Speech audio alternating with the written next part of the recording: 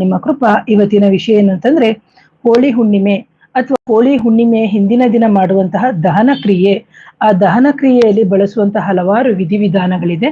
ಹಾಗೇನೇನೆ ಇಂತಹ ಹೋಳಿ ಹುಣ್ಣಿಮೆಯ ದಿನ ನಾವು ಧನಾಕರ್ಷಣೆಗಾಗಿರ್ಬೋದು ಅಥವಾ ಸಾಲಬಾಧೆ ತೀರಿಸಲಾಗಿರ್ಬೋದು ಅಥವಾ ಮಾಂತ್ರಿಕ ಬಾಧೆಗೆ ಉಂಟಾಗುವಂತಹ ಹಲವಾರು ಸಮಸ್ಯೆಗಳನ್ನ ನಾವು ಯಾವ ರೀತಿ ಪರಿಹಾರ ಮಾಡ್ಕೊಳ್ಬೋದು ಅಂತೇಳಿ ನಾನು ಇವತ್ತಿನ ವಿಡಿಯೋದಲ್ಲಿ ತಿಳಿಸ್ತಾ ಹೋಗ್ತೀನಿ. ಸೊ ಇವತ್ತು ವಿಡಿಯೋ ಸ್ವಲ್ಪ ದೊಡ್ಡದಾಗ್ಬೋದು ಅಂತ ಅನ್ಕೋತೀನಿ, ಒಂದು 25 ನಿಮಿಷದ ಮೇಲೆ.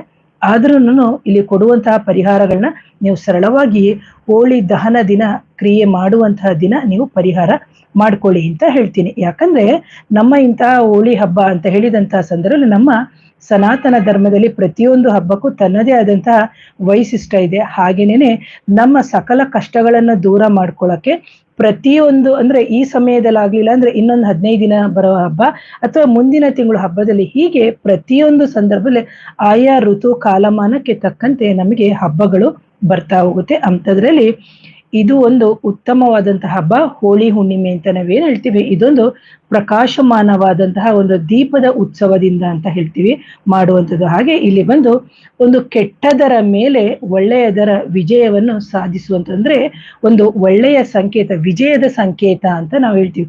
ಯಾಕಂದ್ರೆ ಇಲ್ಲಿ ದಹಿಸುವುದು ಅಂತ ಹೇಳಿದ್ರೆ ಬೆಂಕಿಯಿಂದ ದಹಿಸುವುದು ಅಂದ್ರೆ ಕಮ್ಮಿ ಮಾಡ್ಕೊಳ್ಳೋದು ಅಂತಂದ್ರೆ ಸುಡುವುದು ಅಂತ.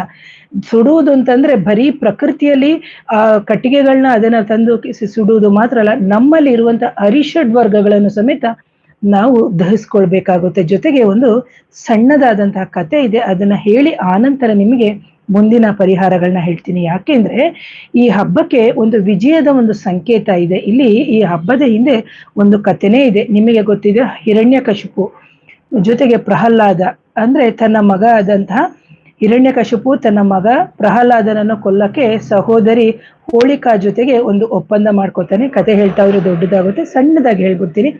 ಜೊತೆಗೆ ಒಪ್ಪಂದ ಮಾಡ್ಕೊಂಡಿರ್ತಾರೆ. ಅಂತಹ ಸಂದರ್ಭದಲ್ಲಿ ಭಗವಾನ್ ಯಾರಿಗೆ, ವಿಷ್ಣುಗೆ, ನಾರಾಯಣನಿಗೆ ಏನು ಪ್ರಹ್ಲಾದನು ಅತಿ ದೊಡ್ಡ ಅನುಯಾಯಿ ಅಥವಾ ಅವನ ಭಕ್ತನಾಗಿದ್ದರಿಂದ ಹಿರಣ್ಯಕಶಿಪು ಏನಾಗ್ತಾನೆ ಅಂತಂದ್ರೆ ತನ್ನ ಮಗನಾಗಿರುವಂತಹ ಪ್ರಹ್ಲಾದನನ್ನ ಸೋಲಿಸ್ಲಿಕ್ಕೆ ಕಷ್ಟ ಆಗ್ತದೆ, ಜೊತೆಗೆ ವಿಫಲನಾಗ್ತಾನೆ.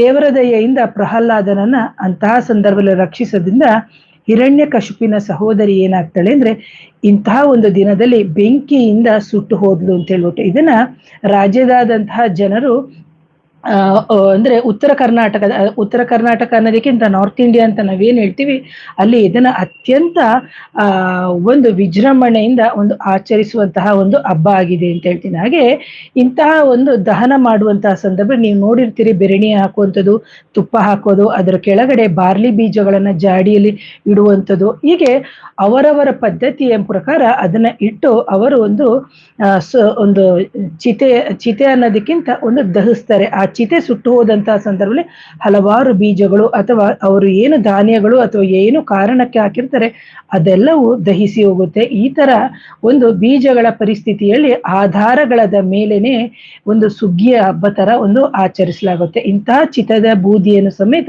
ಶುಭ ಅಂತಾನೆ ಹೇಳಿ ಭಾವಿಸ್ಕೊಂಡು ಅದನ್ನ ಮೈಗೆ ಸಮೇತ ಹಚ್ಕೊಂಡು ಅವರು ಸ್ನಾನ ಮಾಡ್ತಾರೆ. ಯಾಕಂದ್ರೆ ಒಬ್ರೊಬ್ರು ಒಂದೊಂಥರ ಈ ದಹನವನ್ನ ಮಾಡ್ತಾರೆ. ಹಾಗಾಗಿ ಇಂತಹ ಹೋಳಿ ಹಬ್ಬದ ಧರ್ಮಗ್ರಂಥಗಳ ಪ್ರಕಾರ ಪೂರ್ಣಿಮೆ ಅಂದ್ರೆ ಹುಣ್ಣಿಮೆಯ ತಿಥಿ ಅಂದ್ರೆ ನಾವು ಈ ದೀಪೋತ್ಸವನ ನಾವು ಮಾಡ್ತೀವಿ. ಹಾಗೇನೇನೆ ಇದಕ್ಕೆ ಇಂತಹ ನಿರ್ದಿಷ್ಟ ಸಮಯ ಅಂತಂದಾಗ ದಹಿಸುವುದು ಅನ್ನೋದಾಗ ರಾತ್ರಿನೇ ಎಷ್ಟೋ ಜನನು ಮಾಡ್ತಾರೆ. ಇನ್ನು ಕೆಲವರು ಪ್ರದೋಷ ಕಾಲದಲ್ಲಿ ಸಮೇತ ಇಂತಹ ಹೋಳಿ ದಹನ ಅಂತ ಏನಿದೆ ಅದಕ್ಕೆ ಸರಿಯಾದ ಮುಹೂರ್ತವನ್ನು ಸಮೇತ ಇಟ್ಕೊಂಡು ಮಾಡ್ತಾರೆ. ಜೊತೆಗೆ ಮಕ್ಕಳಿಗೆ ಒಂದು ಇಳೆಯನ್ನ ತೆಗೆದು ಹಾಕೋದು, ದುಷ್ಟಶಕ್ತಿಗಳು ದೇಹದಲ್ಲಿ ಇದ್ದಂತಹ ಸಂದರ್ಭದಲ್ಲಿ ನಮ್ಮನ್ನ ನಾವು ಯಾವ ರೀತಿ ಸುರಕ್ಷಿತವಾಗಿ ಇಟ್ಕೋಬೇಕು, ಜೊತೆಗೆ ನಮಗೆ ಯಾವ ರೀತಿ ಅಭಿವೃದ್ಧಿಯನ್ನ ಉಂಟು ಮಾಡ್ಕೋಬೇಕು. ಯಾಕಂದ್ರೆ ಅಮಾವಾಸ್ಯೆ ಮತ್ತು ಹುಣ್ಣಿಮೆಗಳಲ್ಲಿ ನಮ್ಮ ಪ್ರಕೃತಿಯಲ್ಲಿ ಹಲವಾರು ಬದಲಾವಣೆಗಳು ಉಂಟಾಗುತ್ತೆ ಅಂತ ಹೇಳ್ಬಿಟ್ಟು ನಾನು ನನ್ನ ಹಲವಾರು ವಿಡಿಯೋಗಳಲ್ಲಿ ಹೇಳಿದ್ದೀನಿ. ನೋಡಿ, ಇದು ಬಂದು ಹುಣ್ಣಿಮೆಯ ದಿನನೇ ಬರುವಂಥದ್ದು. ಯಾಕಂದ್ರೆ ನಮ್ಮ ನಮ್ಮ ಬ್ರಹ್ಮಾಂಡದ ಎನರ್ಜಿ ಫ್ರೀಕ್ವೆನ್ಸಿ ಜಾಸ್ತಿ ಇರುತ್ತೆ. ನಾವು ಆ ಫ್ರೀಕ್ವೆನ್ಸಿಗೆ ನಮ್ಗೆ ಅಡ್ಜಸ್ಟ್ ಆಗಕ್ಕಾಗಲ್ಲ. ಅಂತಹ ಸಂದರ್ಭದಲ್ಲಿ ನಮಗೆ ನಮ್ಮ ಸುತ್ತಮುತ್ತ ಇರುವಂತಹ ನಕಾರಾತ್ಮಕ ಶಕ್ತಿಗಳ ಒಂದು ದುಷ್ಟ ಶಕ್ತಿಗಳನ್ನ ಓಡಿಸುವುದಕ್ಕಾಗಿ, ಹಾಗೇನೇನೆ ಒಂದು ವಿಜಯದ ಸಂಕೇತವಾಗಿ, ಎರಡನೇದಾಗಿ ನಾವು ಇಲ್ಲಿ ಬಂದು ಒಂದು ದುಷ್ಟಶಕ್ತಿಗಳ ಪ್ರಭಾವವನ್ನು ಕಮ್ಮಿ ಮಾಡಿ ನಾವು ಸುರಕ್ಷಿತವಾಗಿ ಇರ್ಲಿಕ್ಕೆ ಅಂತನೂ ಸಮೇತ ನಾವು ಹೋಳಿ ಹಬ್ಬವನ್ನ ಬರೀ ಬಣ್ಣಗಳನ್ನ ಮಾತ್ರ ಹಚ್ಕೊಳ್ಳುವಂಥದ್ದಲ್ಲ, ಜೊತೆಗೆ ಇದರಲ್ಲಿ ಬಂದು ನೀವು ನೋಡ್ಬೋದು ಎಷ್ಟೋ ಜನ ಸಿಹಿ ಪದಾರ್ಥಗಳನ್ನ, ಒಂದು ಲಡ್ಡು ಆಗಿರ್ಬೋದು, ರವೆ ಉಂಡೆ ಆಗಿರ್ಬೋದು, ಅವರವರ ನಡ್ಕೊಂಡು ಬಂದಿರೋ ಆಧಾರದ ಮೇಲೆ ಒಂದೊಂದು ಸಿಹಿ ಪದಾರ್ಥಗಳನ್ನ ಸಮೇತ ಅವರು ಮಾಡ್ತಾರೆ. ಜೊತೆಗೆ ರಸ್ತೆಗಳಲ್ಲಾಗಿರ್ಬೋದು, ಬೀದಿಗಳಲ್ಲಾಗಿರ್ಬೋದು, ಪಿಚಕಾರಿಯಿಂದ ತೆಗೆದು ನೀರನ್ನ ಹಾಕೋದು ಅಥವಾ ಬಣ್ಣವನ್ನ ಬಳ್ಕೊಳ್ಳೋದು, ಈ ತರ ಎಲ್ಲಾನು ಮಾಡ್ತಾರೆ. ಜೊತೆಗೆ ಅವತ್ತಿನ ದಿನ ಅತ್ಯಂತ ಒಂದು ವಿಜೃಂಭಣೆಯಿಂದ ದೇವತೆ ಪೂಜೆಯನ್ನು ಮಾಡ್ತಾರೆ. ಅವರವರ ಕುಲದೇವರು ಮನೆ ದೇವರನ್ನು ಪೂಜೆ ಮಾಡ್ತಾರೆ. ಆದರೆ ನಾರ್ತ್ ಇಂಡಿಯನ್ ಕಡೆ ಜಾಸ್ತಿ ಅವರು ಕೃಷ್ಣ ಪರಮಾತ್ಮನ ಜೊತೆಗೆ ಆ ರಾಧಾದೇವಿಯ ಪ್ರೀತಿಯ ಸಂಕೇತವಾಗಿ ಬಣ್ಣ ಬಣ್ಣಗಳಿಂದ ಒಂದು ಏನು ಅಲಂಕಾರ ಮಾಡ್ಬಿಟ್ಟು ಅತ್ಯಂತ ಹಾಡನ್ನ ಹೇಳ್ಕೊಂಡು ಆ ಹೋಳಿ ದಹನ ಅಂತ ಏನಿದೆ, ದಹನ ಅಂದ್ರೆ ದಹಿಸುವುದು ಅಂತ ಹೇಳ್ಬಿಟ್ಟು ಅಂತಹ ಒಂದು ದಹನವನ್ನ ಅವರು ಮಾಡಿ ವಿಜೃಂಭಣೆಯಿಂದ ಮಾಡ್ತಾರೆ. ಅದರ ಜೊತೆಗೆ ಇಲ್ಲಿ ನಿಮಗೆ ಒಂದು ಕನ್ಫ್ಯೂಷನ್ಸ್ ಇರುತ್ತೆ. ಇಲ್ಲಿ ಬಂದು ಮಾರ್ಚ್ 13ನೇ ತಾರೀಕು ಚತುರ್ದಶಿ ತಿಥಿ ಇರುತ್ತೆ, 11:30 ತನಕ ಬೆಳಿಗ್ಗೆ. ಆ ನಂತರ 11:30 ನಂತರ ಹುಣ್ಣಿಮೆ ಶುರುವಾಗುತ್ತೆ. 14ನೇ ತಾರೀಕು ಹುಣ್ಣಿಮೆ ಶುರುವಾಗಿರೋದು. 15ನೇ ತಾರೀಕು ಬೆಳಿಗ್ಗೆ ನಿಮಗೆ 11:32 ತನಕ ಇರೋದ್ರಿಂದ ನಾವು ನಮ್ಮ ಒಂದು ಸೂರ್ಯೋದಯದಿಂದ ಸೂರ್ಯೋದಯಕ್ಕೆ ತಿಥಿಯ ಆಧಾರದ ಮೇಲೆ ನಾವು ಇಲ್ಲಿ ಹಬ್ಬವನ್ನ ಆಚರಿಸೋದು ಅಂತ. ಹಾಗಾಗಿ 15ನೇ ತಾರೀಕು 1 ಗಂಟೆ ಅಥವಾ 12:30 1 ಗಂಟೆ ಅಂತ ಏನಿದೆ, ಆ ನಂತರ ನಿಮಗೆ ಪಾಡ್ಯ ಶುರುವಾಗುತ್ತೆ ಅಂತ. ಹಾಗಾಗಿ ನಾವು ತಿಥಿಯ ಆಧಾರದ ಮೇಲೆನೆ ನಾವು ನಮ್ಮ ಹಬ್ಬವನ್ನ ಮಾಡುವಂಥದ್ದು ಅಂತ. ಯಾರೋ ಮೆಸೇಜ್ ಹಾಕಿದ್ರು, ದಹನ ಅಂದ್ರೆ ಹೋಳಿ ಹಬ್ಬದ ದಹನ ಅಂದ್ರೆ ಇವತ್ತು ಹಬ್ಬ ಆಚರಿಸ್ತೀವಿ ಅಂದ್ರೆ ಹಿಂದಿನ ದಿನ ನಮ್ಮ ಚಳಿಗಾಲವು ಮುಗೀತು, ಚಳಿಗಾಲವು ಮುಗಿದು ಈಗ ಶಿವರಾತ್ರಿ ಆದ ನಂತರ ಬೇಸಿಗೆ ಶುರುವಾಗಿದೆ. ಇಂತಹ ಸಂದರ್ಭ ನಮ್ಮ ದೇಹಕ್ಕೆ ಬೇಕಾಗಿರುವಂತಹ ವಾತ ಕಫದ ಪ್ರಕೃತಿ ಹೋಗಿ ನಮ್ಮ ದೇಹದಲ್ಲಿ ಬೇಕಾಗಿರುವಂತಹ ನಮ್ಮ ಜೀವಕಣಗಳಿಗೆ ಅಥವಾ ನಮ್ಮ ಜೀವಕೋಶಗಳಿಗೆ ಏನು ಅಂತಂದ್ರೆ ಒಂದು ಅಗ್ನಿಯ ಕಾರ್ಯ ಅಥವಾ ಅಗ್ನಿ ತತ್ವ ಜಾಸ್ತಿ ಆಗ್ಬೇಕು ಅಂತಂದಂತಹ ಸಂದರ್ಭದಲ್ಲಿ ಇಂತಹ ಒಂದು ಅಗ್ನಿ ಕಾರ್ಯವು ಶುಭವಾಗಿರುವಂತ. ಜೊತೆಗೆ ಅಂತಹ ದಿನ ಎಷ್ಟೋ ಜನರು ಎಲ್ಲರೂ ಸುತ್ತುವರೆದು ನೀವು ನೋಡ್ಬೇಕು ಕೇಕೆ ಹಾಕೊಂಡು ಇದ್ ಮಾಡ್ತಾರೆ. ಆದ್ರೆ ಹಿಂದಿನ ಕಾಲದಲ್ಲಿ ಕೇಕೆ ಹಾಕೊಳ್ಳೋತಿದ್ರೆ ತುಂಬಾ ಖುಷಿಯಾಗಿ ವಿಜೃಂಭಣೆಯಿಂದ ಮಂತ್ರಗಳನ್ನ ಪಠನೆ ಮಾಡ್ಕೊಂಡು ದೇವರನ್ನ ಕರೆದು ಅಥವಾ ರಾಧಾಕೃಷ್ಣನ ಆರಾಧನೆ ಮಾಡಿ ಅವರವರ ಶಕ್ತಿಯಾನುಸಾರವಾಗಿ ಪ್ರೀತಿಯರ್ಥವಾಗಿ ನಾವು ಮಾಡ್ತಾ ಇದ್ರು. ಆದ್ರೆ ಇವತ್ತಿನ ದಿನದಲ್ಲಿ ಎಲ್ಲ ಫಿಲಂ ಸಾಂಗು ಅದು ಇದು ಎಲ್ಲ ಹಾಕೋತಾರೆ. ಆದ್ರೆ ಅವತ್ತಿನ ಒಂದು ದಿನನಾದ್ರೂ ದೇವರಿಗೆ ಮೀಸಲಾಗಿಟ್ಟು, ಜೊತೆಗೆ ಪ್ರಕೃತಿ ಮಾತೆಗೆ, ಜೊತೆಗೆ ಕಣ್ಣಿಗೆ ಕಾಣದೇ ಇರುವಂತ ಎಷ್ಟೋ ಸೂಪರ್ ನ್ಯಾಚುರಲ್ ಪಾಸಿಟಿವ್ ಆಗಿರುವಂತ ಎನರ್ಜಿ, ಎಷ್ಟೋ ದೈವಾಕರ್ಷಣೆಗಳ ಒಂದು ಜಗತ್ತಿನಲ್ಲಿ ಉಂಟಾಗ್ತಿರುತ್ತದೆ. ಜೊತೆಗೆ ಎಷ್ಟೋ ಬಾರಿ ನಮಗೆ ಕಣ್ಣಿಗೆ ಕಾಣದೇ ಇರುವಂತ ಶಕ್ತಿಗಳ ಸಂಚಯನ ಆಗ್ತಾ ಇರುತ್ತೆ. ಅಂತಹ ಸಂಚಯನಕ್ಕಾಗಿ ನಾವು ಇಂತಹ ಒಂದು ಹಬ್ಬಗಳನ್ನ ಮಾಡೋದ್ರಿಂದ ಖಂಡಿತ ನಮಗೆ ಒಳಿತಾಗುತ್ತೆ ಅಂತ ಹೇಳ್ತೀನಿ. ಹಾಗೇನೇನೆ ಇಂತಹ ಹೋಳಿ ಒಂದು ಹಬ್ಬದ ದಿನದಲ್ಲಿ ನಮಗೆ ಒಂದು ಮಾಂತ್ರಿಕ ಬಾಧೆಗಳಾಗಿರ್ಬೋದು ಅಥವಾ ನಕಾರಾತ್ಮಕ ಶಕ್ತಿಗಳ ಸಮಸ್ಯೆಗಳಾಗಿರ್ಬೋದು ಅಥವಾ ಒಂದು ಮಾಟ ಮಾಡಿಸಿರ್ಬೋದು ಅಥವಾ ಮಾರಣಕ್ರಿಯೆ ಮಾಡಿಸಿರ್ಬೋದು, ನಮ್ಮ ಮೇಲೆ ವಿದ್ವೇಷಣ ಮಾಡಿಸಿರ್ಬೋದು, ಸಂಮೋಹನ ಮಾಡಿಸಿರ್ಬೋದು ಅಥವಾ ವಶೀಕರಣ, ಈ ತರ ಎಲ್ಲ ಪೀಡೆಗಳ ರೀತಿಯಲ್ಲಿ ನಮಗೆ ಏನೋ ಒಂದು ಸಮಸ್ಯೆಗಳನ್ನ ನಮ್ಮ ಹತ್ರದವರೇ ಮಾಡಿಸಿರ್ತಾರೆ. ಮಾಡಿಸೋದು ಬೇರೆ ಯಾರು ಅಲ್ಲ. ಅಂತಹ ಸಂದರ್ಭದಲ್ಲಿ ನಾವು ಮಾಡುವಂತಹ ಸರಳವಾದಂತಹ ಪರಿಹಾರ ಒಂದಿನಕ್ಕಾಗುತ್ತಾ ಅಂತ ಹೇಳಿದ್ರೆ ಇದನ್ನ ನೀವು ಮಾಡಿ ದಹನ ಮಾಡಿದಂತಹ ಸಂದರ್ಭ ನಿಮಗೆ ಶುಭ ಆಗುತ್ತೆ. ಇಂಥ ವಿಡಿಯೋಗಳ ಮುಖಾಂತರ ಎಷ್ಟೋ ಗುರುಗಳ ಒಂದು ಆಶೀರ್ವಾದವು ಸಮೇತ ಸಿಗುತ್ತೆ. ಯಾಕೆಂದ್ರೆ ಎಷ್ಟೋ ಜನಕ್ಕೆ ಹಣ ನೀಡ್ಲಿಕ್ಕೆ ಆಗಲ್ಲ, ಖರ್ಚು ಮಾಡಿ ಮಾಡಿಸ್ಕೊಳಕ್ಕಾಗಲ್ಲ, ವೈದ್ಯಕೀಯ ಚಿಕಿತ್ಸೆಯಲ್ಲಿ ಪರಿಹಾರ ಆಗಿರಲ್ಲ. ಅಂತಹ ಸಂದರ್ಭದಲ್ಲಿ ನೀವು ಹೋಳಿ ದಹನ ಅಂತ ಹೇಳಿದಂತಹ ಸಂದರ್ಭದಲ್ಲಿ ಅದನ್ನ ನಾವು ಹುಣ್ಣಿಮೆಯ ದಿನ ಅಂತ ಹೇಳ್ತೀವಿ, ಆದ್ರೆ ಕೆಲವರು ಚತುರ್ದಶಿ ದಿನನೇ ಮಾಡ್ತಾರೆ. ಅಂತಹ ಸಂದರ್ಭದಲ್ಲಿ ನೀವು ನೋಡ್ಬೇಕಾಗುತ್ತೆ, ಕೆಲವರು 13ನೇ ತಾರೀಕು ಮಾಡ್ತಾರ, 14ನೇ ಅಂದ್ರೆ ಆಯಾಯ ಪ್ರಾಂತ್ಯಕ್ಕೆ ಅವರವರ ಅನುಕೂಲಕ್ಕೆ ತಕ್ಕಂತೆ ಕೆಲವರು ಮಾಡ್ಕೋತಾರೆ. ಆದ್ರೆ ಹುಣ್ಣಿಮೆಯ ದಿನ ಮಾಡ್ಬೇಕು ಅಂತಾನೆ ಹೇಳುವಂಥದ್ದು. ಹಾಗಾಗಿ ಹೋಳಿ ದಹನದ ಸಮಯದಲ್ಲಿ ನೀವು ಶುದ್ಧ ತುಪ್ಪ ತಗೋಬೇಕಾಗುತ್ತೆ. ಹಸುವಿನ ತುಪ್ಪ ತಗೊಂಡು 2 ಲವಂಗವನ್ನ ತಗೊಳ್ಳಿ, ಹೂವಿರುವಂಥದ್ದು, ಅದರ ಜೊತೆಗೆ ಬತ್ತಾಸು ಅಂತ ಸಿಗುತ್ತೆ. ಅದು ನಿಮಗೆ ಇಷ್ಟು ಅಗಲ ಇರುತ್ತೆ, ಬಣ್ಣ ಬಣ್ಣದ ಬತ್ತಾಸು ಸಿಗುತ್ತೆ. ಒಂದು ಕೆಂಪು ಬಣ್ಣ ಆಗಿರ್ಬೋದು, ಬಿಳಿ ಬಣ್ಣ ಆಗಿರ್ಬೋದು, ಹಸಿರು ಕೇಸರಿ ಬಣ್ಣ ಅಂತ. ನಿಮಗೆ ಇದು ಬಂದು ಕಡಲೆಪುರಿ ಅಂಗಡಿಗಳಲ್ಲಿ ಸಿಗುತ್ತೆ. ನಿಮಗೆ ಬತ್ತಾಸು ಅಂತ ಕೇಳಿದ್ರೆ ಸಾಕು. 1 ಬತ್ತಾಸು, 2 ಲವಂಗ, ಹಾಗೆ 1 ವಿಳ್ಯದ ಎಲೆಯನ್ನ ನೀವೇನ್ ಮಾಡ್ಬೇಕಾಗುತ್ತೆ ಅಂದ್ರೆ ನಿಮ್ಮ ವಯಸ್ಸು ಎಷ್ಟಿದೆ ಆ ವಯಸ್ಸಿನ ಅಷ್ಟನ್ನು ತೆಗೆದ್ಬಿಟ್ಟು, ಇಳೆಯನ್ನ ತೆಗೆದ್ಬಿಟ್ಟು ನೀವು ಆ ಹೋಳಿಯ ಹಬ್ಬದ ಒಂದು ದಹನ ಕ್ರಿಯೆ ಅಥವಾ ಆ ಬೆಂಕಿ ಜ್ವಾಲೆ ಏನು ಉರಿತಾ ಇರುತ್ತೆ ಅದಕ್ಕೆ ನೀವು ಅರ್ಪಿಸ್ಬೇಕು. ಆನಂತರ ಅರ್ಪಿಸಿಬಿಟ್ಟು ನೀವು ನಿಮ್ಮ ಮನೆಗೆ ಬಂದು ಕೈಕಾಲು ತೊಳೆದು ಊಟ ಮಾಡಿ ಮಲ್ಕೋಬೇಕು. ಮಾರನೆಯ ದಿನ ಹೋಗ್ಬಿಟ್ಟು ಆ ದಹನ ಆಗಿರುತ್ತೆ ನೋಡಿ, ಆ ಸುಟ್ಟು ಬೂದಿ ಆಗಿರುವಂತಹ ಬೂದಿಯನ್ನ ತೆಗೊಳ್ಳೋಕ್ಕಿಂತ ಮುಂಚೆ ನೀವು ಬಂದ್ಬಿಟ್ಟು ಅದಕ್ಕೆ 108 ಬಾರಿ ನಿಮ್ಮ ಕುಲದೇವರ ಹೆಸರಿನಲ್ಲಿ ಅಥವಾ ನಿಮ್ಮ ಮನೆ ದೇವರ ಹೆಸರಿನಲ್ಲಿ ಅಥವಾ ಗ್ರಾಮ ದೇವರ ಹೆಸರಿನಲ್ಲಿ ನೀವು ಪ್ರದಕ್ಷಿಣೆ ಮಾಡಿ ಆ ನಂತರ ಮನೆಗೆ ಬಂದು ನೀವೇನ್ ಮಾಡ್ಬೇಕು ಅಂದ್ರೆ ಬಿಸಿ ನೀರಿನಲ್ಲಿ ಸ್ನಾನ ಮಾಡ್ಕೊಳ್ಳೋದ್ರಿಂದ ನಿಮಗೆ ಎಷ್ಟೋ ಗ್ರಹ ದೋಷಗಳು ಅಥವಾ ಮಾಂತ್ರಿಕ ಬಾಧೆಗಳ ಹಾಕಿ ನಿಮಗೆ ಕಟ್ಟು ಹಾಕಿದ್ರೆ ಅಥವಾ ನಕಾರಾತ್ಮಕ ಶಕ್ತಿಗಳ ಸಮಸ್ಯೆ ದೇಹದಲ್ಲಿದ್ರೆ ಈ ತರ ಎಲ್ಲ ಸಮಸ್ಯೆಗಳು ಇದ್ದಂತಹ ಸಂದರ್ಭದಲ್ಲಿ ಇಂತಹ ಒಂದು ಕಟ್ಟು ನಿಮ್ಮ ದೇಹದಿಂದ ಸಂಪೂರ್ಣವಾಗಿ ಬಿಡಲ್ಪಡುತ್ತೆ ಅಂತ. ಹಾಗೆ ಯಾರೋ ಮಾಟ ಮಂತ್ರ ಮಾಡಿದರೆ ಅಥವಾ ನಕಾರಾತ್ಮಕ ಶಕ್ತಿಗಳ ಪ್ರಭಾವ ದೇಹದಲ್ಲಿ ಹೆಚ್ಚಾಗಿದೆ, ಅದನ್ನ ನನಗೆ ನಿರ್ಮೂಲನೆ ಮಾಡಕ್ಕೆ ಆಗ್ತಾ ಇಲ್ಲ ಅಂತ ಹೇಳಿದಂತಹ ಸಂದರ್ಭದಲ್ಲೂ ಸಮೇತ ನೀವು ಇಂತಹ ಪರಿಹಾರಗಳನ್ನ ಮಾಡ್ಕೋಬಹುದು ಅಂತ ಹೇಳ್ತೀನಿ ಪ್ರಿಯ ವೀಕ್ಷಕರೇ. ಹಾಗೇನೇನೆ ಬಂದು ಎರಡನೇ ಪರಿಹಾರ ಬಂದು ನಿಮಗೆ ಸಾಲ ತೀರಿಸ್ಲಿಕ್ಕೆ ತುಂಬಾ ಕಷ್ಟ ಆಗ್ತಾ ಇದೆ ಅಂತ ಹೇಳಿದಂತಹ ಸಂದರ್ಭದಲ್ಲಿ ನೀವು ಹೋಳಿ ಹಬ್ಬದ ದಹನದ ಸಂದರ್ಭದಲ್ಲಿ ಸಮೇತ ಈ ಪರಿಹಾರ ಯಾವಾಗ ಹೇಳಿರ್ತೀವೋ ಅವಾಗ್ಲೇ ಮಾಡಿ, ಇನ್ನೊಂದು ಯಾವಾಗೋ ಮಾಡೋದಲ್ಲ. ಇದು ಹೋಳಿ ಹಬ್ಬದ ಪರ್ಟಿಕ್ಯುಲರ್ ಆಗಿ ಅದೇ ಪರಿಹಾರ ಅವಾಗ್ಲೇ ಮಾಡುವಂಥದ್ದು. ಹಾಗೆ ಒಂದು ವೇಳೆ ನಿಮಗೆ ಸಾಲ, ನೀವು ಯಾರಿಗೋ ಸಾಲ ಕೊಟ್ಟಿರ್ತೀರಿ, ಸಾಲ ನಿಮಗೆ ವಾಪಸ್ ಬರ್ತಾನೆ ಇರಲ್ಲ ಅಥವಾ ಕೊಟ್ಟ ಸಾಲಕ್ಕೆ ನಮಗೆ ಸತಾಯಿಸ್ತಾ ಇರ್ತಾರೆ, ಅಂತಹ ಸಂದರ್ಭದಲ್ಲಿ ಹೋಳಿ ದಹನದ ಕ್ರಿಯೆ ಮಾಡ್ತಾ ಇರ್ತಾರಲ್ಲ, ಅದು ಬೆಂಕಿ ಹಾಕಿರ್ತಾರಲ್ಲ ಅಂತಹ ಕಡೆ ಹೋಗ್ಬಿಟ್ಟು ನೀವೇನ್ ಮಾಡ್ಬೇಕು ಅಂತಂದ್ರೆ ಆ ದಹನ ಮಾಡುವ ಸಂದರ್ಭದಲ್ಲಿ ದಾಳಿಂಬೆ ಕಡ್ಡಿ, ಇವತ್ತೇನೆ ನೀವು ದಾಳಿಂಬೆ ಕಡ್ಡಿಯನ್ನ ಎಲ್ಲಾದ್ರೂ ನೀವು ಗುರುತು ಮಾಡಿ ಇಟ್ಕೊಳ್ಳಿ. ದಾಳಿಂಬೆ ಮರ ಇತ್ತು ಅಂತಂದ್ರೆ ಆ ದಾಳಿಂಬೆ ಕಡ್ಡಿಗೆ ಹೋಗ್ಬಿಟ್ಟು ಮರಕ್ಕೆ ಹೋಗಿ ಒಂಚೂರು ನೀರ್ ಹಾಕ್ಬಿಟ್ಟು ಒಂದು ಗಣದ ಕಡ್ಡಿ ಹಚ್ಬಿಟ್ಟು ಸಣ್ಣದಾಗಿರುವ ಕಡ್ಡಿಯನ್ನ, ಇಷ್ಟುದ್ದ ಕಡ್ಡಿಯನ್ನ ತಗೊಂಡ್ ಬಂದ್ಬಿಟ್ಟು ಯಾವ ವ್ಯಕ್ತಿ ನಿಮಗೆ ಎಷ್ಟು ಸಾವಿರ ಕೊಡಬೇಕು ಆ ವ್ಯಕ್ತಿಯ ಹೆಸರನ್ನ ಬರಿಬೇಕು. ಹೋಳಿ ಮಾತೆ ಅಂತಂದ್ರೆ ಆ ಜಗನ್ಮಾತೆನೇ, ಆ ಜಗನ್ಮಾತೆಗೇನೆ ನಾವು ಹಲವಾರು ವಿಧದಲ್ಲಿ ಏನು ಪ್ರಕೃತಿಯಲ್ಲಿ ಪೂಜೆ ಮಾಡುವಂಥದ್ದು. ಹಾಗಾಗಿ ಆಗ ನಾವೇನ್ ಮಾಡ್ಬೇಕು ಅಂದ್ರೆ ಆ ವ್ಯಕ್ತಿಯ ಹೆಸರನ್ನ ಒಂದು ಬಿಳಿ ಪೇಪರಿನ ಮೇಲೆ ಬರಿಬೇಕು. ಬರ್ದು ಸಾಲ ಯಾವ ವ್ಯಕ್ತಿಗೆ ಕೊಟ್ಟಿದ್ದಾರೆ, ಎಷ್ಟು ಕೊಟ್ಟಿದ್ದಾರೆ ಅಂತ ಹೇಳ್ಬಿಟ್ಟು ನೀವು ಸಂಪೂರ್ಣವಾಗಿ ಮನಸ್ಸಿನಿಂದ ಪ್ರಾರ್ಥನೆ ಮಾಡಿಕೊಂಡು ಆ ವ್ಯಕ್ತಿಯ ಹೆಸರು ಮುಚ್ಚಿ ಹೋಗುವಂಗೆ ನೀವೇನ್ ಮಾಡ್ಬೇಕು, ಈ ಬಿಳಿ ಪೇಪರ್ ಅಂತ ಏನಿದೆ ಆ ಬಿಳಿ ಪೇಪರ್ ಅನ್ನ ತೆಗೆದು ಇಲ್ಲಿ ಬಿಳಿ ಪೇಪರ್ ಇದೆ, ಆ ವ್ಯಕ್ತಿಯ ಹೆಸರು ಬರೀತೀರಿ ನೀವು. ಆ ನಂತರ ಹಸಿರು ಕಲರ್ ಇರ್ತದಲ್ಲ, ಹಸಿರು ಕಲರ್ ಪುಡಿಯನ್ನ ಇದ್ರ ಮೇಲೆ ಹಾಕ್ಬೇಕು. ಆ ನಂತರ ಮನಸಾರೆ ಬೇಡ್ಕೊಂಡು ಯಾವ ವ್ಯಕ್ತಿಯ ನಿಮಗೆ ಹಣವನ್ನ ಕೊಡ್ಬೇಕು ಆ ವ್ಯಕ್ತಿ ನಿಮಗೆ ಹಣವನ್ನ ಕೊಡ್ತಾನೆ. ಇದನ್ನ ನೀವೇನ್ ಮಾಡ್ಬೇಕು ಅಂದ್ರೆ ಆ ಬಣ್ಣದ ಪುಡಿಯನ್ನ, ಹಸಿರು ಬಣ್ಣದ ಪುಡಿಯನ್ನ ಇದ್ರ ಮೇಲೆ ಹಾಕ್ಬೇಕು. ಈ ಉಪಾಯ ಮಾಡಿದ ನಂತರ ಆ ವ್ಯಕ್ತಿ ಪಡೆದ ಹಣ ನಿಮಗೆ ಹಿಂತಿರುಗಿಸ್ತಾನೆ. ಇದನ್ನ ಯಾವಾಗ ಮಾಡ್ಬೇಕು, ನೀವು ಹೋಳಿ ಹಬ್ಬದ ದಹನದ ಕ್ರಿಯೆ ದಿನನೇ ನೀವು ಮಾಡ್ಬೇಕು. ಆನಂತರ ನೀವು ಮುಂದಿನ ಹೋಳಿ ಹಬ್ಬದ ಅಷ್ಟರೊಳಗಡೆಗೆ ಪ್ರತಿ ಹುಣ್ಣಿಮೆಗೆ ಹೋಗಿ ಅವರನ್ನ ಮೀಟ್ ಮಾಡ್ತಾ ಇರಿ.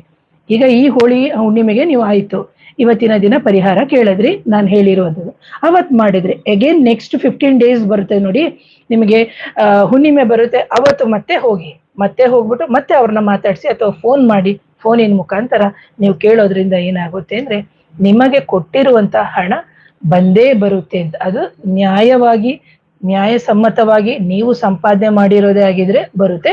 ಇದು ಬಡ್ಡಿ ದುಡ್ಡಿಗೆ ಬರುತ್ತೆ ಅಂದ್ರೆ ಕೇಳ್ಬೇಡಿ ಅಂತ ಹೇಳ್ತೀನಿ. ಹಾಗೇನೇನೆ ಇನ್ನೂ ಒಂದು ಪರಿಹಾರ, 2 ಪರಿಹಾರ ಹೇಳಿದೆ. 3ನೇ ಪರಿಹಾರ ಬಂದ್ಬಿಟ್ಟು ಯಾವ ವ್ಯಕ್ತಿಗೆ, ಒಂದೇ ನಿಮಿಷ, ಒಂದು ಧನಾಕರ್ಷಣೆಗೆ ಮತ್ತೆ ಸಾಲ ತೀರಿಸಲು, ಇನ್ನೊಂದು ಮಾಂತ್ರಿಕ ಬಾಧೆಗೆ ಅಂತ ಹಾಕಿದ್ದೀನಿ. ಇಲ್ಲಿ ನಾನು ಸಾಲ ತೀರಿಸಲು ಹೇಳಿದೆ, ಮಾಂತ್ರಿಕ ಬಾಧೆಗೆ ಹೇಳಿದ್ದೀನಿ. ಹಾಗೇನೇನೆ ನಿಮಗೆ ಆರ್ಥಿಕ ಸಂಕಟಗಳು ಉಂಟಾಗ್ತಾ ಇದೆ ಅಥವಾ ತುಂಬಾ ಕಷ್ಟಗಳಾಗ್ತಾ ಇದೆ, ಬಂದಂತಹ ಹಣ ನಿಲ್ತಾ ಇಲ್ಲ ಅಥವಾ ಪದೇ ಪದೇ ನಿಮಗೆ ಆರ್ಥಿಕ ಸಮಸ್ಯೆಗಳು ಆಗಿ ಹಾನಿ ಉಂಟಾಗ್ತಾ ಇದೆ ಅಂತ ಹೇಳಿದಂತಹ ಸಂದರ್ಭದಲ್ಲಿ ನಿಮಗೆ ಹೋಳಿ ದಹನ ಕ್ರಿಯೆ ಅಥವಾ ಬೆಂಕಿ ಜ್ವಾಲೆ ಅಂತ ಏನು ಸಂಜೆ ಹಾಕ್ತಾರೆ ಅಲ್ಲಿಗೆ ನೀವು ಹೋಗ್ಬಿಟ್ಟು ಏನ್ ಮಾಡ್ಬೇಕು, 2 ಬತ್ತಿ ಉರಿಸುವ ದೀಪವನ್ನ ತಗೋಬೇಕು. ಅದನ್ನ ನೀವು ಬಂದು ಹಿಟ್ಟಿನಲ್ಲೇ ಮಾಡ್ಬೇಕು. ಯಾವ ಹಿಟ್ಟು ಅಂತ ಹೇಳಿದ್ರೆ ನೀವು ಗೋಧಿ ಹಿಟ್ಟಿನಲ್ಲೇ ಮಾಡ್ಕೊಳ್ಳಿ. ಇದೊಂದು ದೀಪವನ್ನ ಇಟ್ಕೊಳ್ಳಿ. ನಿಮ್ಗೆ ಗೊತ್ತಾಗ್ಲಿಲ್ವಾ, ಚೆನ್ನಾಗಿ ಅದನ್ನ ಕಲಿಸ್ಕೊಂಡು ಇದನ್ನ ಮುಂದಿಟ್ಕೊಳ್ಳಿ, ಶೇಪ್ ನೋಡ್ಕೊಳ್ಳಿ, ಅಂದ್ರೆ ಅಳತೆಯನ್ನ ನೋಡ್ಕೊಳ್ಳಿ. ಅದನ್ನ ನೀವು ತಯಾರಿಸ್ಬಿಟ್ಟು 2 ಬತ್ತಿ ಹಾಕ್ಬೇಕು. 2 ಬತ್ತಿ ಹಾಕ್ಬಿಟ್ಟು ನಿಮ್ಮ ಮನೆಯ ಮುಖ್ಯ ದ್ವಾರ ಏನಿದೆ ಆ ಮುಖ್ಯ ದ್ವಾರದ ಮೇಲೆ ಚೌಕಟ್ಟು ಅಂದ್ರೆ ಸ್ಕ್ವೇರ್ ತರ, ಅಂದ್ರೆ ಚೌಕಟ್ಟಿನ ರೂಪದಲ್ಲಿ ಸ್ಥಾಪನೆ ಮಾಡಬೇಕು. ಅದಕ್ಕೆ ನೀವು ಸ್ಥಾಪನೆ ಮಾಡಿದಂತಹ ಸಂದರ್ಭದಲ್ಲಿ ಸ್ವಲ್ಪ ಅರಿಶಿಣ ಮತ್ತು ಕುಂಕುಮವನ್ನು ಹಾಕಿ ಜೊತೆಗೆ ದೀಪವನ್ನ ಬೆಳಗಿಸ್ಬೇಕು. ದೀಪ ಬೆಳಗೋಕ್ಕಿಂತ ಮುಂಚೆ ಆ ಹಿಟ್ಟಿನ ದೀಪ ಏನಿದೆ, ಆ ಹಿಟ್ಟಿನ ದೀಪವನ್ನ ನೀವು ನಿಮ್ಮ ಕುಲದೇವರಿಗೆ, ನೀವು ಮನೆ ದೇವರಿಗೆ ಒಳಗಡೆ ದೀಪವನ್ನ ಪ್ರಜ್ವಲಿಸಿ, ಆನಂತರ ನಿಮ್ಮ ಮನೆಯಲ್ಲಿ ಆಗ್ತಿರುವಂತಹ ಹಣ ನಿಲ್ತಾ ಇಲ್ಲ, ಅಥವಾ ನಿಮಗೆ ಶಾಂತವಾದಂತಹ ಒಂದು ವಾತಾವರಣ ಮನೆಯಲ್ಲಿ ಸಿಗ್ತಾ ಇಲ್ಲ, ಅಥವಾ ಬಂದಂತಹ ಹಣ ಅನ್ನೆಸೆಸರಿಯಾಗಿ ಖರ್ಚಾಗ್ತಾ ಇದೆ, ಅಥವಾ ಬಂದಂತಹ ಹಣ ಯಾವುದೋ ರೀತಿಯಲ್ಲಿ ನಮಗೆ ಪದೇ ಪದೇ ಆರ್ಥಿಕವಾದಂತಹ ಹಾನಿ ಆಗ್ತಾ ಇದೆ, ಯಾವುದೂ ನಮಗೆ ಉಳಿಸ್ಕೊಳಕ್ ಆಗ್ತಾ ಇಲ್ಲ ಅಂತ ಹೇಳಿದಂತಹ ಸಂದರ್ಭದಲ್ಲಿ ನೀವು ಈ ರೀತಿ ಪರಿಹಾರಗಳನ್ನ ನೀವು ಮಾಡ್ಕೋಬಹುದು ಅಂತ ಹೇಳ್ತೀನಿ ಪ್ರಿಯ ವೀಕ್ಷಕರೇ. ಇಲ್ಲಿ ಹೇಳಿರುವಂಥದ್ದು 3 ಸರಳವಾದಂತಹ ಪರಿಹಾರ. ಒಂದು ಬಂದು ಧನಾಕರ್ಷಣೆಗೆ, ಇನ್ನೊಂದು ಬಂದು ಸಾಲ ತೀರಿಸಲು, ಇನ್ನೊಂದು ಬಂದು ಮಾಂತ್ರಿಕ ಬಾಧೆಗೆ ಪರಿಹಾರ ಅಂತ ಹೇಳ್ಬಿಟ್ಟು. ಯಾಕಂದ್ರೆ ಕೊಟ್ಟಿರುವಂಥದ್ದು ಅತ್ಯಂತ ಸರಳವಾಗಿರುವಂತಹ ಪರಿಹಾರಗಳನ್ನ ಕೊಟ್ಟಿದ್ದೀನಿ. ಯಾವಾಗ ಮಾಡ್ಕೋಬೇಕು ಅಂದ್ರೆ ಹೋಳಿ ದಹನದ ಏನು ಕ್ರಿಯೆ ನಡೀತಾ ಇರುತ್ತೆ ನೋಡಿ, ಅವಾಗ್ಲೇ ನೀವು ಮಾಡ್ಕೋಬೇಕು ಅಂತ ಹೇಳ್ತೀನಿ. ಹಾಗೇನೇನೆ ಆ ಹೋಳಿ ದಹನದ ಕ್ರಿಯೆಯ ಸಂದರ್ಭದಲ್ಲಿ ನೀವು ಇನ್ನೂ ಹಲವಾರು ಪರಿಹಾರಗಳನ್ನ ನೀವು ಮಾಡ್ಕೋಬಹುದು. ಯಾಕಂದ್ರೆ ಯಾರೋ ನಿಮಗೆ ಸಾಲ ಪಡೆದಿರೋದನ್ನ ನಿಮಗೆ ಹಿಂತಿರುಗಿಸದೇ ಇದ್ದಂತ ಸಂದರ್ಭದಲ್ಲಿ 11 ಗೋಮತಿ ಚಕ್ರಗಳನ್ನ ತಗೊಂಡು ಆ ವ್ಯಕ್ತಿ, ಯಾವ ವ್ಯಕ್ತಿ ನಿಮಗೆ ಕೊಡ್ಬೇಕು ಆ ವ್ಯಕ್ತಿಯಿಂದ ನಿಮಗೆ ಹಣ ವಾಪಸ್ ಬರುವಂತೆ 11 ಗೋಮತಿ ಚಕ್ರಗಳನ್ನ ಇಟ್ಕೊಂಡು ಪ್ರಾರ್ಥನೆ ಮಾಡಬೇಕು. ಪ್ರಾರ್ಥನೆ ಮಾಡಿ ಹೋಳಿ ದಹನ ಏನು ಆಗ್ತಾ ಇರುತ್ತೆ, ಬೆಂಕಿ ಜ್ವಾಲಿಸ್ತಾ ಇರುತ್ತಲ್ಲ, ಅದಕ್ಕೆ ಹೋಗ್ಬಿಟ್ಟು ನೀವು ಒಂದೊಂದು ಬಾರಿ ಒಂದೊಂದು ಪ್ರದಕ್ಷಿಣೆ ಹಾಕಿ ಅದಕ್ಕೆ ನೀವು ಗೋಮತಿ ಚಕ್ರ ಅಂದ್ರೆ ತೋರಿಸ್ತೀನಿ ನೋಡಿ, ಈ ತರ ನಿಮಗೆ ಗ್ರಂಥಿಗೆ ಅಂಗಡಿಯಲ್ಲಿ ಸಿಗುತ್ತೆ. ಇಂಥ ಗೋಮತಿ ಚಕ್ರ ಸಣ್ಣದೇ ತಗೊಂಡ್ರೆ ಸಾಕು. ಹೋಗಿ 11 ಬಾರಿನೂ, 1 ಬಾರಿ ಹೋಗಿ ಬಂದು ಮತ್ತೆ ಹಾಕಿ, 2 ಬಾರಿ ಹೋಗಿ ಬಂದು ಮತ್ತೆ ಹಾಕಿ, 3 ಬಾರಿ ಹೋಗಿ ಬಂದು ಮತ್ತೆ ಹಾಕಿ. ಹೀಗೆ ಪ್ರತಿಯೊಂದು ಸಮಯದಲ್ಲೂ ಹಣ ತಿರುಗಿ ವಾಪಸ್ ಬರ್ಲಿ ಅಂತ ಹೇಳ್ಬಿಟ್ಟು ನೀವು ಇದನ್ನ ಪ್ರಾರ್ಥನೆ ಮಾಡ್ಬೇಕು. ಆನಂತರ ಯಾರು ನಿಮ್ಮನ್ನ ಮಾತಾಡ್ಸದೇ ಇರುವಂತ ಸ್ಥಳಕ್ಕೆ ಹೋಗಿ ಕೂತ್ಕೊಳ್ಳಿ. ಆನಂತರ ಆ ವ್ಯಕ್ತಿಯ ಹೆಸರು ಬರೆದು ನಿಮಗೆ ಹಣ ಬರ್ಲಿ ಅಂತ ಹೇಳ್ಬಿಟ್ಟು ನೀವು ಕೂಡ ಬರಿಬೇಕು. ನಂತರ ನೀವು ಆ ಕಾಗದದಲ್ಲಿ ಏನ್ ಮಾಡ್ಬೇಕು ಅಂತಂದ್ರೆ, ಇನ್ನೊಂದು ಗೋಮತಿ ಚಕ್ರವನ್ನ, ಒಂದು ಗೋಮತಿ ಚಕ್ರವನ್ನ ತಗೊಂಡು ಆಳವಾದ ಗುಂಡಿ ಮಾಡ್ಬಿಟ್ಟು ಅದನ್ನ ಮುಚ್ಚಿ ಇಟ್ಬಿಟ್ಟು ಬರ್ಬೇಕು. ಆ ನಂತರ ನೀಡಿದ ಮೇಲೆ, ಅಂದ್ರೆ ಹಣ ನೀಡಿದ ಹಣ ಯಾವಾಗ ನೀವು ಆ ಗೋಮತಿ ಚಕ್ರವನ್ನ ಇಟ್ಟು ಬರ್ತೀರ, ಮುಂದಿನ ಒಂದು ಹುಣ್ಣಿಮೆ ಬರೋಷ್ಟ್ರೊಳಗಡೆಗೆ ನಿಮಗೆ ನಿಮ್ಮ ಜೀವನದಲ್ಲಿ ಹಲವಾರು ಒಂದು ಏನು ಬದಲಾವಣೆ ಕಂಡಿರುತ್ತೆ. ಅವರೇ ಫೋನ್ ಮಾಡಿ ಕೊಡುವಂಥದ್ದು, ಅಥವಾ ನೀವಾಗಿನೇನೆ ಕೇಳಿದಂತ ಸಂದರ್ಭದಲ್ಲಿ ಆಯ್ತು ತಪ್ಪಾಯ್ತು ಕೊಡ್ತೀನಿ ಅಂತ ಹೇಳೋದು, ಈ ತರ ಹಲವಾರು ಒಂದು ಬದಲಾವಣೆಯನ್ನು ಮಾಡ್ತಾರೆ. ಅಂತಹ ಸಂದರ್ಭದಲ್ಲಿ ಇಂತಹ ಪರಿಹಾರಗಳನ್ನ ನೀವು ನಿಮ್ಮ ಕುಲದೇವರ ದೇವಸ್ಥಾನಗಳಿಗೆ ಕಾಣಿಕೆಯಾಗಿ ಕೊಡಿ. ಒಂದು 5,000 ಬಂತ, ಒಂದು 500 ರೂಪಾಯಿ ಆದ್ರೂ ಕೊಡಿ, ಒಂದು 200 ರೂಪಾಯಿ ಆದ್ರೂ ಕೊಡಿ, ಅಥವಾ ಒಂದು 100 ರೂಪಾಯಿ ಆದ್ರೂ ನಿಮ್ಮ ಕುಲದೇವರ ದೇವಸ್ಥಾನಕ್ಕೆ ಕೊಡಿ. ಇಲ್ಲದಿದ್ರೆ ಬಡ ಮಕ್ಕಳ ವಿದ್ಯಾಭ್ಯಾಸಕ್ಕೆ ಸಹಾಯ ಮಾಡಿ, ಅಥವಾ ಯಾರು ತುಂಬಾ ಬಡತನದಲ್ಲಿದ್ದು ಉನ್ನತ ವಿದ್ಯಾಭ್ಯಾಸಕ್ಕೆ ಅವರು ಹೋಗ್ಬೇಕು ಅಂತ ಅನ್ಕೊಂಡಿದ್ದು ಅವರಿಗೆ ಹೋಗ್ಲಿಕ್ಕೆ ಸಾಧ್ಯ ಆಗದೇ ಇದ್ದು ಹಲವಾರು ಕಡೆ ಬೇಡ್ತಾ ಇರ್ತಾರೆ. ಅಂತಹ ಸಂದರ್ಭದಲ್ಲಿ, ಅಂದ್ರೆ ಅವರು ತುಂಬಾ ಬಡತನದಲ್ಲಿ ಇರ್ಬೇಕು, ಅವರಿಗೆ ಆಸ್ತಿ ಇಲ್ಲದೆ ಇದ್ದು, ತಂದೆ ತಾಯಿಂದಿರು ಒಬ್ರಿಗೆ ತಂದೆ ಇರ್ತಾರೆ, ಒಬ್ರಿಗೆ ತಾಯಿ ಇರಲ್ಲ, ಅಥವಾ ದೀರ್ಘಕಾಲದ ರೋಗಗಳಿರುತ್ತೆ, ಈ ತರದವರಿಗೆಲ್ಲ ಸಹಾಯ ಮಾಡಿ. ಆದ್ರೆ ಕೆಲವರು ಎಷ್ಟೋ ಜನ ಜಿಪುಣರು ಇರ್ತಾರೆ, ಅಂತಹ ಜಿಪುಣರಿಗೆ ಸಹಾಯ ಮಾಡದೆ ನೀವು ತುಂಬಾ ಬಡವ ಮಕ್ಕಳ ಒಂದು ವಿದ್ಯಾಭ್ಯಾಸಕ್ಕೆ ಸಹಾಯ ಮಾಡಿ. ಜೊತೆಗೆ ನಿಮ್ಮ ಕುಲದೇವರ ದೇವಸ್ಥಾನದಲ್ಲಿ ಹೋದ ಅಂತಹ ಸಂದರ್ಭದಲ್ಲಿ, ಹೋಗುವ ಸಮಯದಲ್ಲಿ ಯಾರೋ ನಿಮಗೆ ಮಕ್ಕಳ ವಿದ್ಯಾಭ್ಯಾಸಕ್ಕೆ ಸಹಾಯ ಕೇಳಿದ್ರು, ಔಷಧಿಗೆ ಸಹಾಯ ಕೇಳಿದ್ರು, ಕಣ್ಣಿನ ಆಪರೇಷನ್ಗೆ ಸಹಾಯ ಕೇಳಿದ್ರು, ಅಂತಹ ಒಂದು ಪರಿಹಾರಗಳನ್ನ ನೀವು ಮಾಡೋದ್ರಿಂದ ಖಂಡಿತವಾಗ್ಲೂ ಪದೇ ಪದೇ ನಿಮಗೆ ಒಂದು ಕೊಟ್ಟಿರುವ ಸಾಲಗಳಾಗಿರ್ಬೋದು, ಅಥವಾ ನಿಮ್ಮ ಆರ್ಥಿಕ ಸಮಸ್ಯೆಗಳಾಗಿರ್ಬೋದು, ನಿಮ್ಮ ಜೀವನದಲ್ಲಿ ಉಂಟಾಗುವಂತಹ ಹಲವಾರು ಸಮಸ್ಯೆಗಳಿಗೆ ಇಂತಹ ಒಂದು ಹೋಳಿ ಹಬ್ಬದ ದಿನ ಮಾಡಿಕೊಳ್ಳುವಂತ ಪರಿಹಾರಗಳಾಗಿದೆ. ಹಾಗೆ ಈ ದಿನ ಬಂದು ಒಂದು ವಿಪರೀತ ರಾಜಯೋಗದ ಒಂದು ಚಂದ್ರಗ್ರಹಣನೂ ಉಂಟಾಗ್ತಾ ಇದೆ. ಸೊ ಸಾಧ್ಯ ಆದ್ರೆ ಅದನ್ನ ಮುಂದಿನ ದಿನಗಳಲ್ಲಿ ತಿಳಿಸ್ತೀನಿ ಅಂತ ಹೇಳ್ತೀನಿ ಪ್ರಿಯ. ಹಾಗೇನೇನೆ ಯಾರನ್ನು ಗ್ರಹಣ ಇದೆ ಅಂತ ಹೇಳಿ ಹೆದರ್ಕೊಳ್ಳದೆ, ನಮ್ಮ ಕುಲದೇವರ, ಮನೆ ದೇವರ, ಗ್ರಾಮ ದೇವರ ಒಂದು ಇಷ್ಟಾರ್ಥ ಸಿದ್ಧಿಗಾಗಿ, ನಮ್ಮ ಸಾಧನೆಗಾಗಿ ನಾವು ಕೆಲವೆಲ್ಲ ಮಂತ್ರಗಳನ್ನ ಜಪವನ್ನು ಮಾಡೋದ್ರಿಂದ ನಮ್ಮ ಆಧ್ಯಾತ್ಮಿಕ, ಆದಿ ಬೌದ್ಧಿಕ, ಆದಿ ಶಕ್ತಿಯಾಗಿ ನಾವು ಒಂದು ನಮ್ಮ ಸ್ಪಿರಿಚುವಲ್ ಎನರ್ಜೀಸ್ ಏನಿದೆ ನಮ್ಮ ಭೌತಿಕ ದೇಹಕ್ಕೆ ನಾವು ತಗೊಳ್ಬಹುದು ಅಂತ ಹೇಳ್ತೀವಿ ಪ್ರೇಕ್ಷಕರೇ. ಹಾಗೆ ಹಲವಾರು ಸಮಸ್ಯೆಗಳಿರುತ್ತೆ ನಿಮಗೆ, ಮಾಂತ್ರಿಕ ಬಾಧೆ, ನಕಾರಾತ್ಮಕ ಶಕ್ತಿ, ಮದ್ದಿಡು ಕ್ರಿಯೆ, ಅಥವಾ ಮಕ್ಕಳಾಗದೇ ಇರುವಂಥದ್ದು ಅಥವಾ ಆರೋಗ್ಯ ಸಮಸ್ಯೆ ಆಸ್ಪತ್ರೆಯಲ್ಲಿ ಹೋಗಿ ಪರಿಹಾರ ಆಗದಿರೋ ಎಷ್ಟೋ ಸಮಸ್ಯೆಗಳಿಗೆ ನೀವು ಇಂಥ ದಿನದಲ್ಲಿ ಸ್ಪೆಸಿಫಿಕ್ ಆಗಿ ಆ ದಹನದ ಮುಂದೆ ಕೂತ್ಕೊಂಡು ಪ್ರಾರ್ಥನೆಯನ್ನ ಮಾಡಿ, ಜೊತೆಗೆ ನಿಮ್ಮ ನಿಮ್ಮ ಜಾಗದಲ್ಲೇ ಕೂತ್ಕೊಂಡು ಮಂತ್ರಗಳ ಪಠನೆಯನ್ನ ಸಮೇತ ನೀವು ಮಾಡಿ ಅಂತ ಹೇಳ್ತೀನಿ ಪ್ರೇಕ್ಷಕರೇ. ಯಾರಾದ್ರೂ ನನ್ನ ಚಾನೆಲ್ನ ಮೊದಲನೇ ಬಾರಿಗೆ ನೋಡ್ತಿದ್ರೆ ದಯವಿಟ್ಟು ಚಾನೆಲ್ ಸಬ್ಸ್ಕ್ರೈಬ್ ಮಾಡಿ, ಲೈಕ್ ಮಾಡಿ, ಹಾಗೆ ಈ ತರ ವಿಡಿಯೋನ ಹಲವಾರು ಜನಕ್ಕೆ ಶೇರ್ ಮಾಡಿ.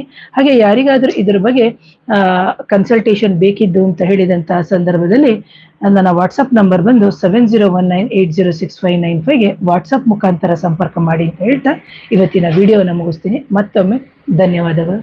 ನಮಸ್ತೆ.